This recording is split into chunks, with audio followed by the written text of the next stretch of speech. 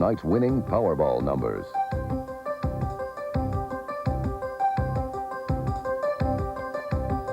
This is KSTP-TV, St. Paul, Minneapolis. Straight ahead on Channel 5's Eyewitness News at 10. Find out why the Minnesota Twins may find a new home outdoors. Tonight's top story. What does the president's health plan mean to you and your wallet? Plus, is all this enough to make you do your shopping downtown? stay tuned. Police find their suspect from this Halloween night murder. Now, Eyewitness News. Our top story tonight is one that will affect you, your family, and your job, no matter who you are. It is the president's plan to provide health care coverage for every American. Tonight, the president went to Congress and to the people trying to sell that plan. Although he still didn't provide all the long-awaited details, we have complete coverage of what was revealed of that plan and how the country and Minnesota are reacting. In just a moment, we'll take you live to Washington, where our Kerry Miller has reaction from Minnesota lawmakers. From Tom Hauser, live in the Control Center, we'll run down what we know is in the plan and how it affects you.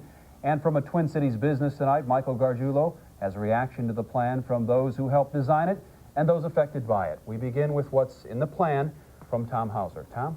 Randy, the Clinton health plan represents the biggest, boldest domestic policy proposal since Social Security. And like Social Security, the health plan would affect every single American. And tonight, President Clinton made his sales pitch to the nation. This health care system of ours is badly broken, and it is time to fix it. President Clinton addressed Americans on two issues important to all of us: our health and our pocketbooks. And he tried to make it clear why he thinks the present health care system needs an overhaul. Our competitiveness, our whole economy, the integrity of the way the government works, and ultimately our living standards depend upon our ability to achieve savings without harming the quality of health care. Here are some of the key pieces of the plan. Every American citizen would be covered by health insurance. For most Americans, 80% of the cost would be paid by their employers. According to White House estimates, an individual share would be $360 a year through payroll deductions. A family of four would pay $840. For that money, every American would receive health security cards entitling them to a broad package of benefits. This card will give comprehensive coverage.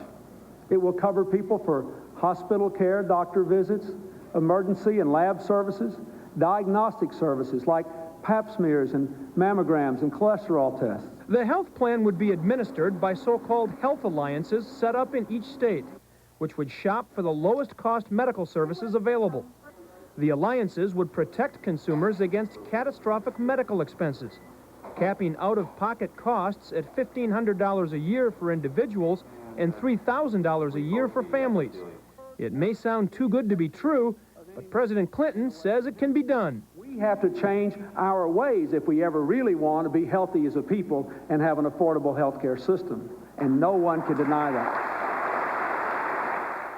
Now, the president says unemployed people would also be covered. Their costs would be paid for in part by new taxes on tobacco and possibly liquor. And one final note on the president's speech, the president even took a moment to applaud the efforts of the Mayo Clinic in Rochester for its efforts to contain health care costs. Now, the president's speech, of course, was of great interest to all Minnesotans. Michael Gargiulo joins us now to tell us more about some local reaction. Mike?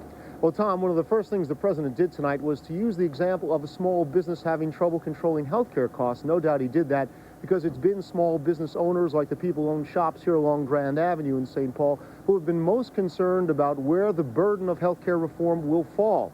Well, tonight we watched the address with two small business owners, and they still want to know what exactly this is going to cost them. Even before the president announced his plan, Steve Shipley was preparing to offer health insurance to the 5 employees of his business, the Popcorn Place.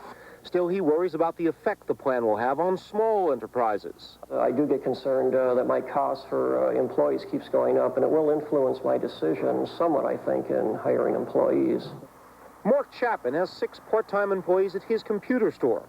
He says being required to pay even a portion of their insurance costs would be disastrous. To insure employees that have 10 hours time, I mean, my overhead would go through the roof. Tonight, Steve listened to the president while at work, while Mark watched at home. There's a lot of generalities he's talking about, which is typical for a political speech. My concern isn't so much with the plan as it is how both the public and Congress is going to get behind it and if they're going to support it or water it down. Meanwhile, some of the experts who helped formulate the plan listened to the address at the Hennepin County Medical Center. One of the things the Clinton plan will do will stabilize the cost and, in fact, reduce the cost for many small employees because they won't be rated as a small employee. They'll be part of a very large group. Now, Steve Shipley did some quick guesstimates for us, and he figured on spending between $8,000 and $10,000 to insure his employees for a year. He says under the Clinton plan, as he understands it at this point, that cost would actually go down because of the cap given and the subsidies given to small business owners. But still, the small business owners we talked to saying they're hearing the generalities and they really can't judge the plan until they know the specifics. Reporting live from St. Paul, Michael Gargiulo, Channel 5, Eyewitness News. Thank you much, Michael. And before his health care plan can affect any of our lives, it has to pass through Congress. What are Minnesota lawmakers saying after hearing the plan for the first time? Our Carrie Miller joins us live from Washington with their first reaction. Carrie, what are they saying? Angela, Minnesota lawmakers are saying a lot. You heard the president talk about putting aside partisan bickering, but you know, the reaction from the Minnesota delegation pretty much falls along partisan lines. Here's what some of them had to tell us tonight. I think it's an historic occasion that this is happening at all. I think the leadership from the president, from Mrs. Clinton, from the White House generally has been very, very important. The message tonight obviously will touch a lot of Americans. It's not going to explain everything that they need to have explained to them. Well, this is a bureaucratic nightmare in the making. The answer to health care reform is not 50,000 Washington bureaucrats. There are some good aspects of the plan, there's some cost containment, but I'm very concerned about the funding mechanism. Putting 80% of the costs on small businesses is going to literally break the back of the job creators in this country. The situation today is in crisis, and I hope that as we look back that we'll recognize that this is one of the turning points in terms of meeting the health needs of the American people. People are experts at the failing of this, and they know we need to change, and I think they can give us a lot of good advice. Now, Senator Durenberger went out on a limb for me. He said he thinks they will have some form of a health package by October of 1994. Senator Wellstone said he wants to hear from Minnesotans. He wants Minnesotans to call his office and tell them what they want. We'll be gauging reaction tomorrow from here in Washington to report back to you on what people are saying. Back to you. All right. Thanks, Carrie. Turning now to other news of the night here in the Twin Cities. Funeral arrangements are being made for an unidentified infant found dead 4.5 months ago. The newborn female was found in May in Minneapolis. The body was discovered along the shore of the Mississippi River north of Plymouth Avenue Bridge. Tonight, the medical examiner has not determined the cause or manner of death, but tests on the infant's body show the mother used cocaine. Minnesota police have finally ended a year-long search for a murder suspect. It's a search that ended in Dallas, Texas. That's where police finally caught up to Otha Eric Townsend. Townsend, who's 24 years old, is wanted for the October 1992 shooting death of a St. Paul woman. 2 women were shot at this home on that Halloween night. One victim later died. Townsend is charged with murder, attempted murder, and flight to avoid prosecution. He's being held in a Dallas jail until he can be extradited back to Minnesota. There is big news tonight for the city of Minneapolis, and it is big news if you like going to baseball games. It's a proposal that will give the Minnesota Twins a new home, one without a roof. Our Rob Lear explained what's in the plan and how it came about. This task force of public policymakers began meeting 2 months ago to analyze what to do with the Met Center in Bloomington. But tonight, before their weekly session adjourned, the sports facility their chairman Robert Vanasek had his committee talking and debating about looked more like this. Camden Yards, a new outdoor ballpark in Baltimore. Well, I've always believed in taking advantage of opportunities when they might arise, and I see that we might be in that kind of a time frame where there is an opportunity to perhaps bring back open-air baseball to Minnesota. Vanasek's surprising recommendation to build a new ballpark, he told the commission, could work like this. Close the Met Center, demolish the building, and sell the property it sits on and use the proceeds to help finance the construction of a new 45,000-seat open-air stadium and build the park right here on either the east or west side of the Metrodome. Sound ambitious? It's going to take some analysis. I haven't had enough time to think about it or see how it fits in. Vanasek's recommendation to build an outdoor ballpark on this site is big and bold, but that's why the chairman says he challenged his committee to dare to dream.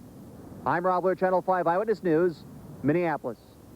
And Twins President Jerry Bell told Vanasek he likes the idea of an open-air stadium, but he wants to know more about it. The Twins have the option to end their contract with the Metrodome in 1998. Well, they're calling it the worst disaster in Amtrak history. And tonight, the situation isn't getting any better. Coming up next on Channel 5's Eyewitness News. Why Mother Nature is keeping them from cleaning up this deadly wreck. And a less than warm reception for a former Nazi prison guard. then How stable is Russia tonight? We'll have the latest. plus Why are Toronto's fans saying thanks to the Minnesota Twins? stay tuned.